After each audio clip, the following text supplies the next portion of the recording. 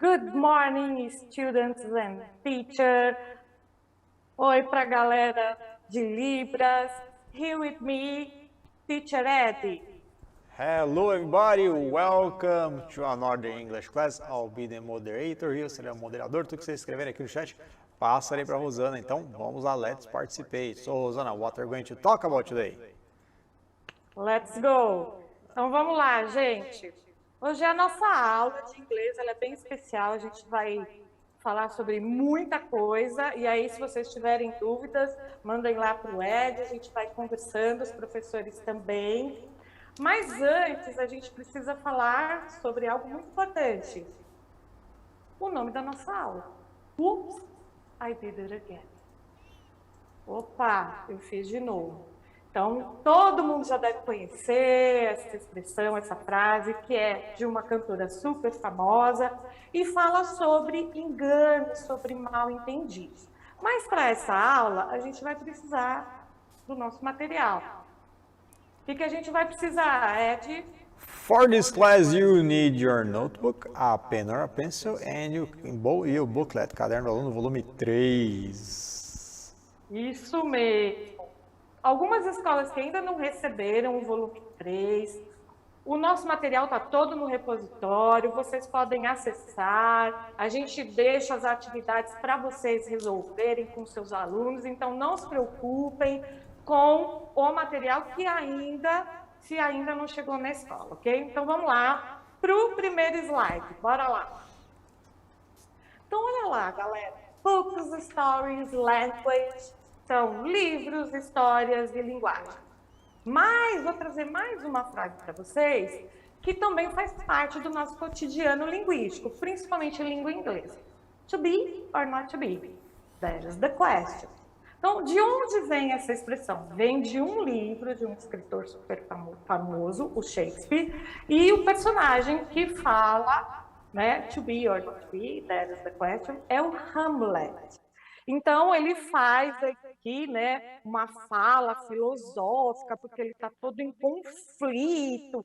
E então, ele traz, se ele fala, e aí, o que vai ser amanhã? Se ele não traz uma fala mais filosófica, a gente não percebe essa dor e esse processo, né, pelo qual de dúvidas que o nosso personagem está passando. Oi, alguém quer falar alguma coisa? Ed? Queria completar. Noriette, o pessoal aqui no chat já falou aqui de quem é a cantora aqui.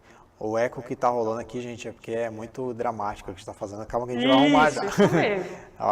Então, o pessoal já tá falando aqui da Britney Spears aqui, já pegaram a referência. Que legal. Legal. Ótimo, Ed.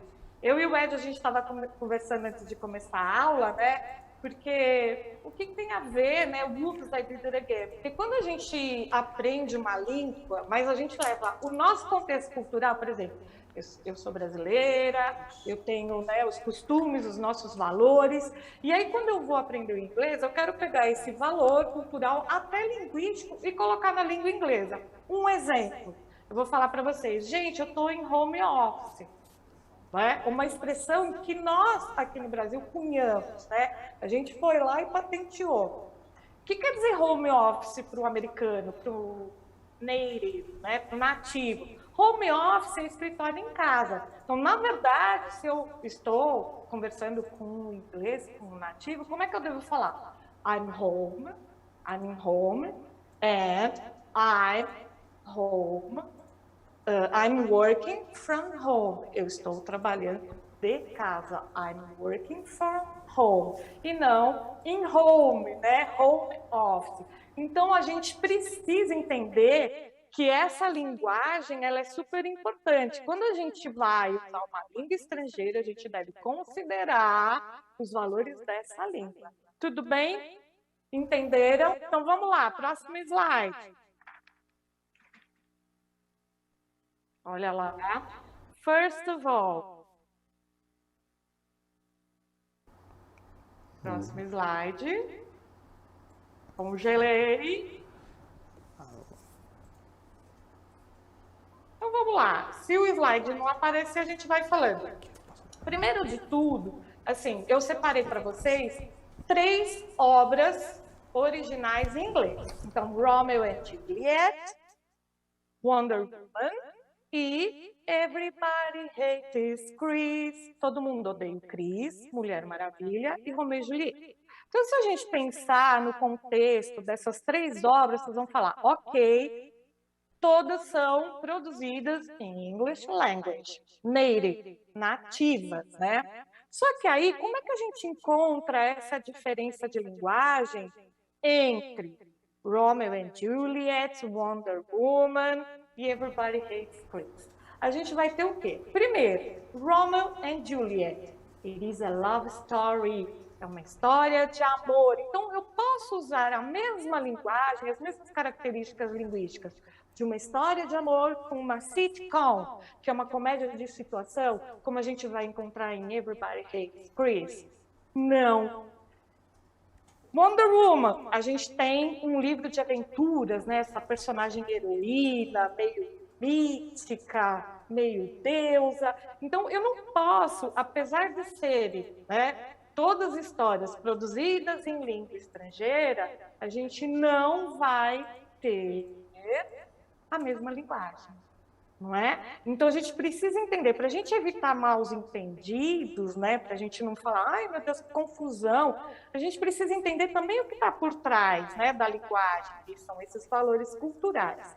Dando continuação, então, só importa o tipo de texto, né? Então, is a love story, a sitcom. Não, a gente tem mais contexto ainda. Então, vamos pensar Romeo and Juliet. A gente tem It is a love story, é uma história de amor. Mas aí, ela foi escrita no século XVI. 16th century. Então, no século XVI, né? E então, que tipo de linguagem ela traz? Poetry, né? Todo o texto de Romeu e Julieta é feito em forma de poesia. Tá indo aí? That's Ou it. não? Eu tô passando aí os slides aqui, Rosana, pode ficar tranquila. Perfeito, tá. Que para mim tá congelando. Tá bom. Wonder Woman, né, a Mulher Maravilha, um personagem super forte, né? She's a demigod, né? Ela é uma semideusa. Então ela fala em any language, em qualquer linguagem, ela se comunica por ter esse poder. Então muitas vezes é porque quando a gente vai assistir isso, né, só o filme é muita informação para passar para os espectadores. Então o que acontece, né? Quando a gente pega os textos, o professor Ed pode até ajudar, né, os comic books, a gente tem essa visão dessa mulher que fala, né, todas as línguas do mundo. E aí, esse é um valor cultural, linguístico, que a obra de arte pode nos passar, né? Aqui no nosso caso, a língua inglesa. Queria completar alguma coisa, Ed? Yeah, Wonder Woman, she has thousands of years, ela tem milhares de anos de vida, então ela consegue aprender todas as línguas aí, que ela tem mais lindo, tempo, quem né? falou isso? Que lindo! Esse sou eu mesmo. Ah, seu fofo! Gracinha! Ok. Is a big fan. Is a big fan. Big fan. Então, e por último, Everybody Hates Chris. Então, o que a gente vai encontrar no Chris, né? A gente vai encontrar o quê? Um jovem, adolescente, estudante, e ele vive numa região específica da cidade de Nova York, que é o Brooklyn, né? Então, e nos anos 80, né? No começo da cultura hip hop, o rap. Quem é fãzão também de Everybody Hates Chris conhece, né? Soundtrack, a trilha sonora. Então, o que a gente vai encontrar? Muito slang word, muita gíria, né? Muitas expressões idiomáticas e the accent, o sotaque característico dessa região. Isso é muito legal. Então, quando eu vou viajar, eu vou arrasar no inglês, né? E aí a gente chega num determinado lugar e acaba encontrando, né? Não compreendendo, fazendo confusão na hora de se expressar. Por quê? Porque não basta conhecer só os aspectos gramaticais, o som, conhecer a gramática, a morfologia. Existe também o quinto elemento, que é aplicar a língua num contexto. Bora lá. Pensando nisso, a gente tem o texto da Chimamanda. Vocês já ouviram falar da Chimamanda? Ed, você conhece a Chimamanda? To tell you the truth, not really. Falar a verdade, Not não. really? Not really. Perfect. É uma moça, ela é sul-africana e ela vem estudar nos Estados Unidos, né? Então, o idioma que ela aprendeu desde sempre foi o inglês, tá? Só que ela teve uma vivência lá no seu país de origem. Quando ela chega para estudar nos Estados Unidos, ela vai encontrar uma primeira dificuldade, que é o quê? Pedir desculpa. Tá aparecendo o texto aí para eles? Então ela diz ali, ó, esse texto chapter 14, capítulo 14, tá? Esse texto tá lá na apostila, no volume 3, na página 120, e também, professores, se vocês quiserem, vocês pegam lá na nossa aula. Então ela vai estudar e ela vai dizer o quê? Dá para dar a gente vai só fazer foco em duas partes, que é sobre a relação de pedir desculpas, né? Da gente se colocar no lugar do outro e entender que o outro está passando por uma situação, né, inesperada. Então, olha lá. They never said, I don't know. They said instead, I'm not sure. Então, olha lá. Primeira coisa.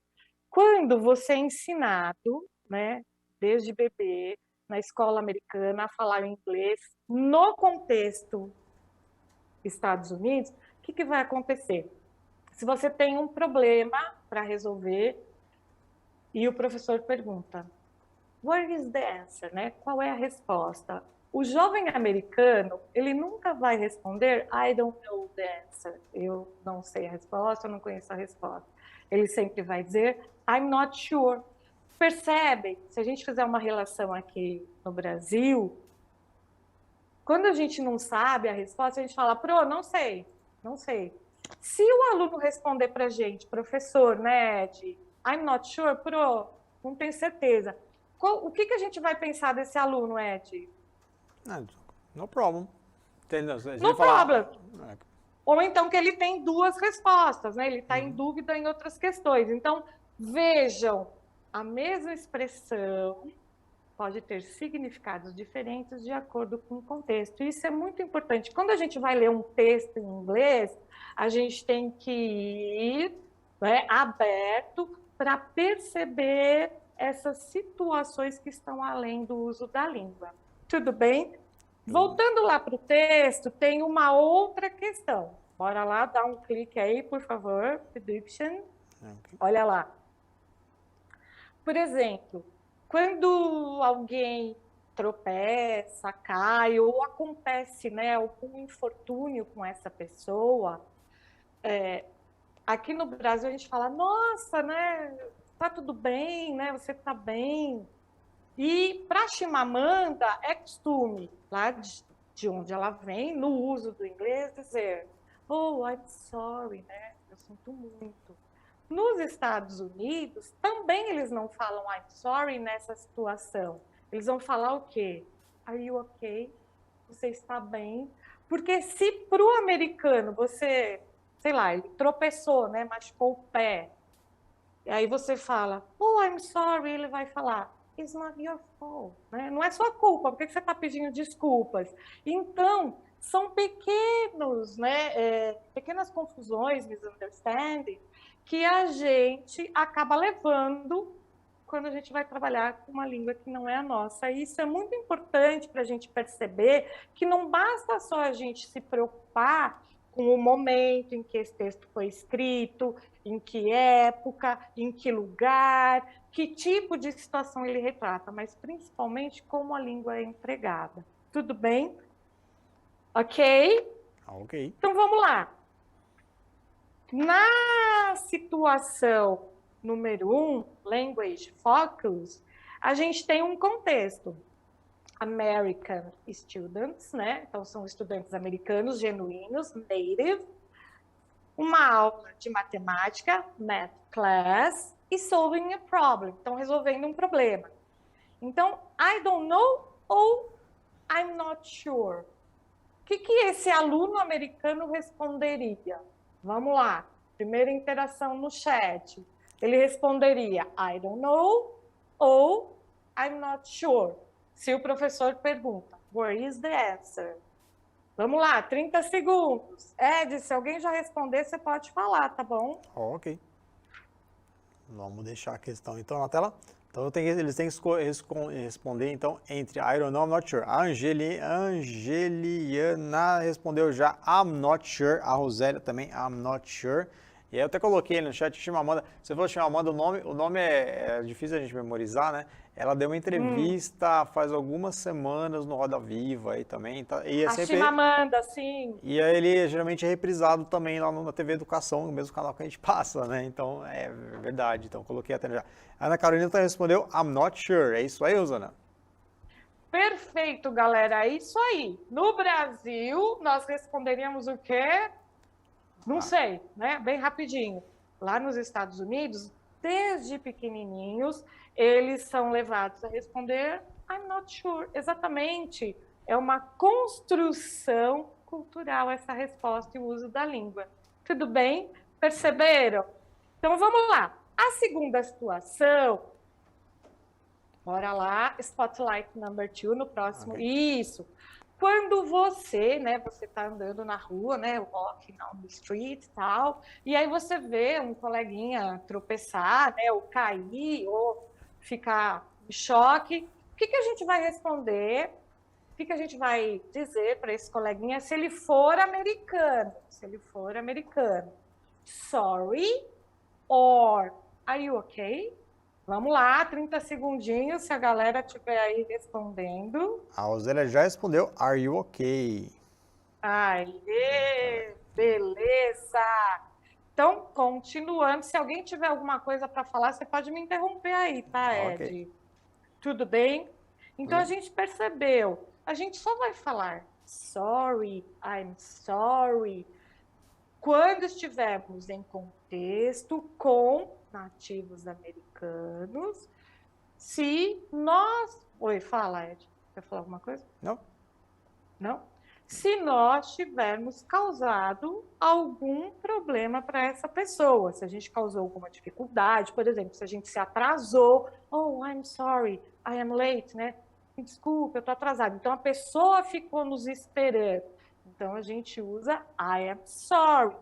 Se a gente se sente I feel sorry, né? Se eu sinto pena, se eu me sinto penalizada pelo sofrimento do outro, a gente sempre vai usar are you okay? Então, o que acontece? A gente precisa entender que falar uma língua estrangeira, a gente precisa compreender todas as relações culturais para evitar oops, I did it again. Então, o que vai acontecer? A gente não vai usar mais home office. O que a gente vai usar? I am working from home. Eu estou trabalhando de casa. Home office foi uma expressão cunhada aqui no Brasil. Tudo bem? A gente tem um videozinho de 50 segundinhos, dá para passar aí? Acho que dá tempo. Bora lá. Um videozinho sobre essas situações de sorry e apologize. Vamos lá. Learn English phrases for apologizing from espressoenglish.net. Number 1. Oops, sorry, or sorry about that. Say these phrases for very small accidents and mistakes, like when you step on someone's foot. Number 2. I'm sorry for, I'm sorry that, and I apologize for. Say these phrases to apologize for specific bad things you did. The last one, I apologize for, is more formal. Here are some examples. I'm sorry for yelling at you. I'm sorry that I yelled at you. I apologize for my behavior. Number 3, it was my fault. Say this phrase to accept your responsibility for the mistake. Number 4. I'm so sorry. Vocês viram? A gente tem, né, as desculpas mais simples, que é quando a gente comete alguns deslizes. Ai, esqueci de te devolver a caneta, então, sorry. E a gente tem as desculpas, né, em situações onde a gente comete, né, uma situação um pouco mais intensa. Então, I apologize, né? É uma desculpa mais forte, mais intensa. Então, isso é muito legal, né? E o uso também dos intensificadores. I'm so sorry, né? Eu peço muito que você me desculpe. Então, I'm so sorry. Se você só, oh, sorry, sei lá, você passa correndo, empurra alguém sem querer, sorry, né? Agora, quando a gente comete uma falta muito grande, I apologize, né? Isso é muito legal. Aí, a gente já está chegando no finzinho da nossa aula, a gente tem duas situações em que vocês vão falar se existe o sentimento de pedir desculpas ou o sentimento de sentir-se penalizado, né? Feel sorry or sorry, a partir da situação que vocês vão ver nas duas figuras. Então, nós temos situation number 2A, então pode mostrar, e a situation number 2B. São duas situações que vocês estão vendo aí no slide. Coloquem no chat. A, it is sorry, and B, it is sorry or I feel sorry. Bora lá, Ed, o pessoal está respondendo. Vamos lá. Vou ficar alternando aqui. fazer um slideshow caseiro. Vamos deixar na tela, então, o pessoal respondendo. Ó, temos lá de novo aqui. A primeira, onde escrever as imagens. Então, ó, we have a woman pointing a finger to the man. Né? Ela tem a mulher. Então, ó, a Vitória já respondeu. Ela tá falando sorry, né? Que ele tá com as mãos aí, né? Com essa mãos juntas, né? Então, né, isso. Aí, sorry, vamos para B agora, né? There's a girl hugging the other. Tem uma menina abraçando a outra, né? Então, vamos ver aqui a situação. A B, a Roseli colocou a B, I am so sorry. E até agora vamos lá, tá? O pessoal tá no sul, tá subindo ainda estão subindo as respostas da A ainda. Vamos deixar a B na tela ainda, então. Pro pessoal. Vamos lá. Sem problemas, você pode me interromper a qualquer minuto. Lá, a Angeliana respondeu, Angeliana, não sei. I feel sorry, colocar I feel sorry a B. É isso aí, I feel sorry. Então, não é nossa culpa. Então, I feel sorry. Eu sinto pena, eu sinto, né, o seu sofrimento. A gente se solidariza, né? Vejam que é um abraço. Na situação 2A, a gente vai ter o quê, né? A mulher point the finger, né? Apontando o dedo, e o homem plead, né? Pedindo lá, implorando, né? A questão da imagem, implorando, né? Que a mulher o desculpe. Então, sorry, too sorry, né? Essa imagem é muito importante para nós. Então, vejam, às vezes não há necessidade da palavra para a gente entender o contexto do uso da língua. Vocês percebem isso? Então, a gente pode expressar, né, esses sentimentos, não causando desconforto de compreensão, quando a gente entende o contexto e o uso da língua, tá bom?